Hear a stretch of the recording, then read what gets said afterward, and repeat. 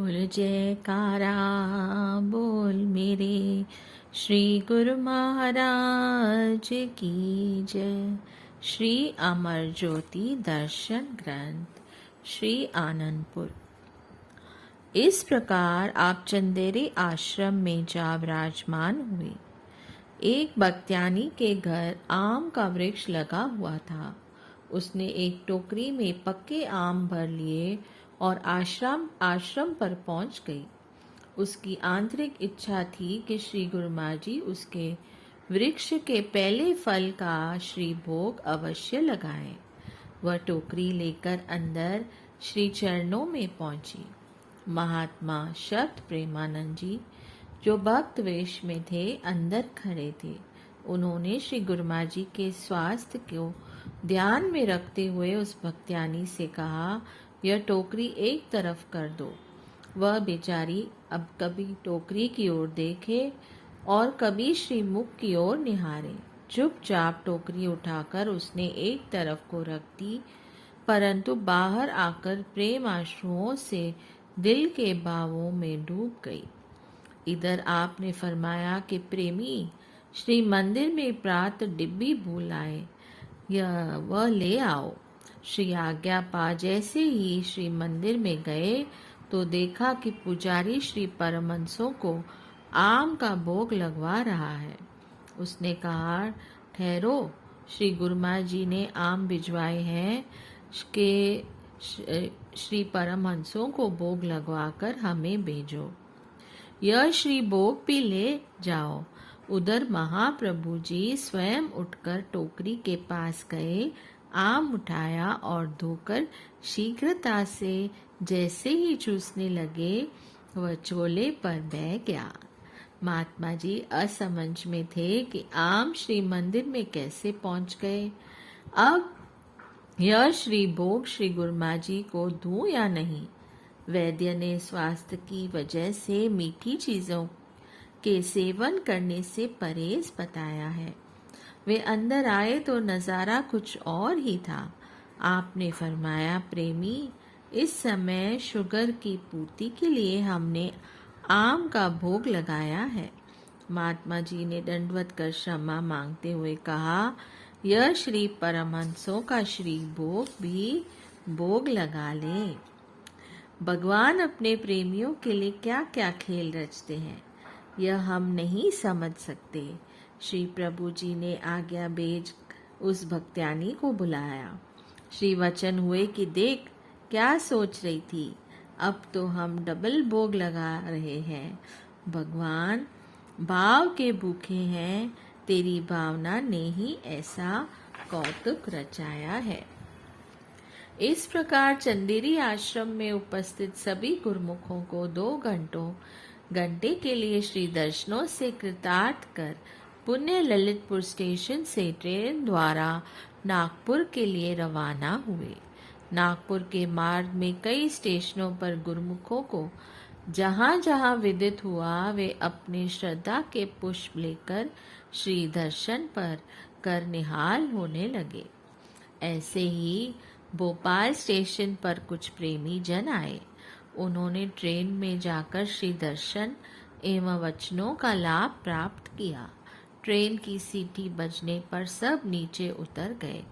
वहां पर station master ने अचानक ही अपने कक्ष की खिड़की से बाहर झांका तो एकदम सब कुछ छोड़कर दीवानों की भांति भागने लगा।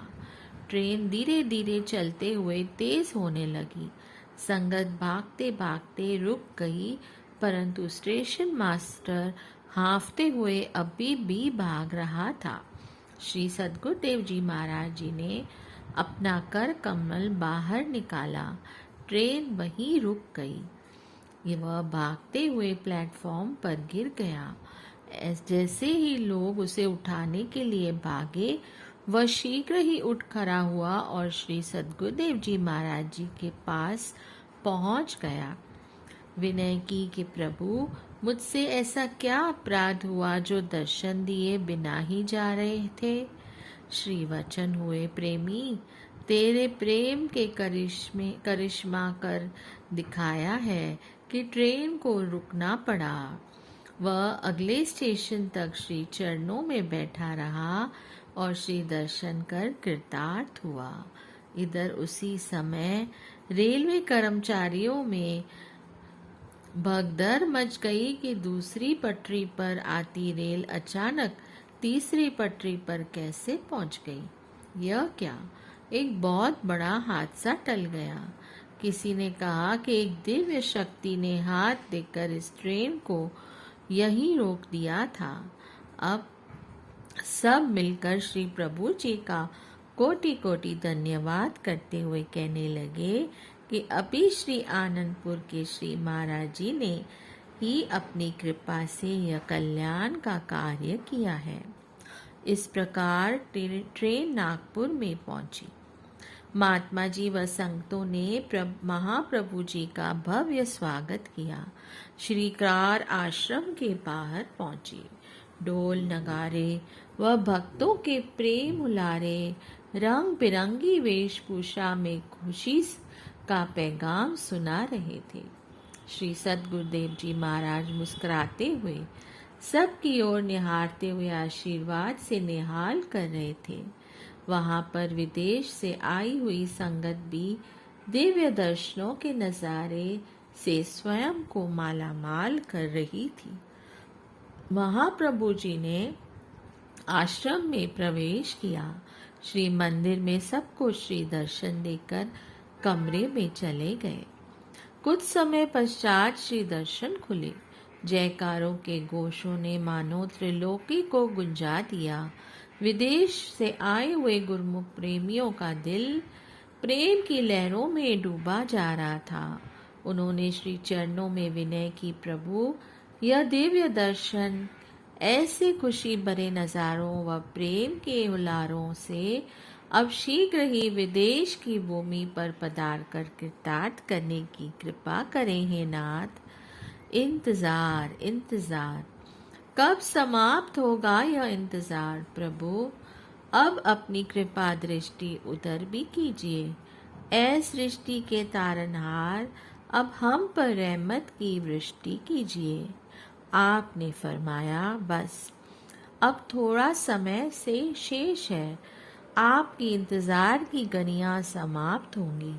विदेश में हर स्थान पर सत्संग आश्रम बनाएंगे।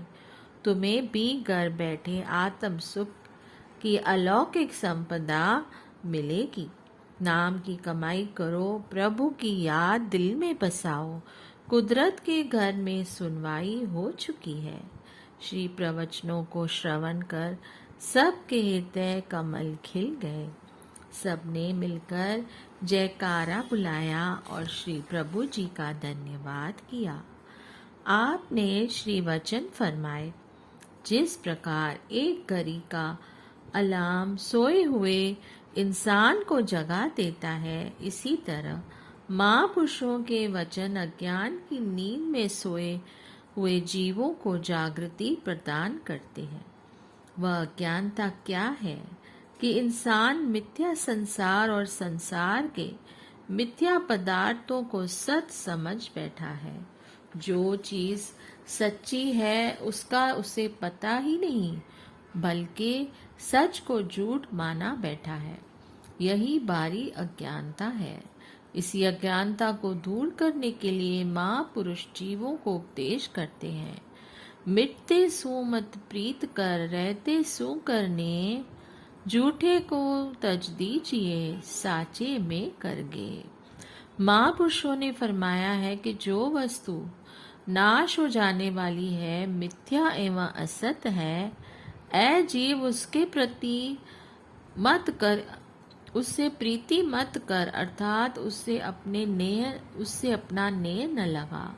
जो सदा स्थिर रहने वाली सत वस्तु है, उससे प्यार कर एवं नेह बढ़ा। अंतर के अज्ञान तम को दूर करने का यही एक साधन है। इंसान को यह विचार करना चाहिए कि दिल में दुनियावी ख्याल एवं असत वस्तुओं के प्रति किस स्तर तक प्रीति है, अर्थात इनमें कितना दिल दिया हुआ है। सत्य वस्तु मालिक का नाम और भक्ति है, उसमें कितना दिल दिया है। अपने अनुभव से स्वयं ही हानि लाभ का पता चल जाता है। यदि इंसान दुनिया की ओर दृष्टिपात करे और चाहे कि अपनी बुद्धि व चतुराई से यह जान ले कि कौन सी वस्तु सत्य है और कौन सी असत है, तो वह यह निर्णय नहीं कर सकता। महापुरुषों ने अटल निर्णय बता दिया कि सारा संसार असत है, शरीर भी असत है, नाम सत्य जग झूठ है, सुरत शब्द पहचान। जहाँ तक संसार की ओर दृष्टि जाती है वह सब नश्वर है, नश्वर होगा और नश्वर ही रहेगा। इंसान किसको सत कहे यह उसकी समझ से बाहर है। जीव को जब बागियों से महापुरुषों की संगति मिल जाती है तभी यह विचार उत्पन्न होता है। बुद्धि से माया का पर्दा दूर हो जाता है और अज्ञानता की निद्रा से जाग जाता है। जब सत का ज्ञान हो जाता है तो इंसान अपने काम में लग जाता है। प्राय संसार का रुझान असत की ओर है। यदि इंसान इसी प्रकार असत की ओर लगा रहा तो क्या प्राप्त होगा? सारा जीवन इसी तरह व्यतीत हो जाएगा, परंतु हाथ कुछ भी न आएगा। बड़े बड़े विद्वान, उच्च स्त्रीय क्षत्रिय, धनवान, कितनी कितनी ही ज्ञान शान शौकत वाले हों, परंतु महापुरुषों की दृष्टि में उनके पल्ले कुछ भी नहीं। दुनिया की दशा को देखकर संत फरमाते हैं, रतन त्याग कोड़ी संग रचे, साज छोड़ झूठ संग मचे। जो छड़ना सो अस्थिर कर माने, सो होवन सो दूर पराने। छाड़ जा तिसका श्रम करे, संग सहाय तिस पहरे। चंदन लेप उतारे दो, घर दब प्रीत बर बसम संग होई। अंधकूप में पतित विकराल, नानक काढ़ ल्यो प्रभ दयाल। महापुरुषों ने फरमाया है कि जो वस्तु हीरे रत्नों समान कीमती है, अर्थात मालिक की भक्ति और मालिक के सच्चे नाम को छोड़कर इंसान झूठे संसार के सामानों में दिल लगा बैठा है। जो वस्तु जहाँ रह जानी है उसे उसके लिए परिश्रम करता है और मालिक का नाम जो साथ जाने वाला है उसकी चिंता ही नहीं। अज्ञानता के अंधेरे में पड़े हुए ऐसे जीव का कल्याण क्यों कर होगा?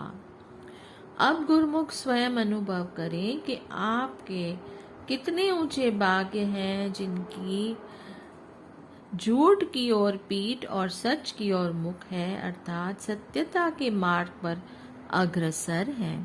संसार की संगति में न झूठ छूट सकता है और न सच ग्रहण किया जा सकता है। सारी दुनिया झूठ में ग्रस्त है, फिर सत्य मार्ग कौन बतलाएगा? सत्य से मिलाप कराना, सत्य की कमाई कराना यह महापुरुषों की संगति में ही उपलब्ध हो सकता है। इसलिए वही भाग्यशाली हैं जिन्हें महापुरुषों की संगति मिल गई है। जब इंसान प्रकाश में आता है तो वहाँ पड़ी सब वस्तुएं स्पष्ट दिखाई देती हैं। अंधेरे में किसी भी वस्तु को नहीं देखा जा सकता और न ही जांच कर सकते हैं। प्रकाश में ही सब कुछ दिखाई देता है। महापुरुषों की संगति में आने से ही उसे यह विदित हो जाता है कि भक्ति और नाम की कमाई कितनी लाभदायक वस्तु है जो इस समय प्राप्त हो रही है। महापुरुषों ने ऐसे नियम निर्धारित किए हैं जो भक्ति द्वारा भक्त को भगवान से मिलाने के साधन हैं। इन साधनों को की जो कमाई करता है वह लक्ष्य को पा लेता है। इसी प्रकार नागपुर में सत्संग प्रवाह एवं श्री दर्शन से सबको माला माल कर आप पुनः श्री आनंदपुर लौट आए। बोलिए जयकारा। बोल मेरे श्री गुरु महाराज की जय। जय सच्चिदानंद।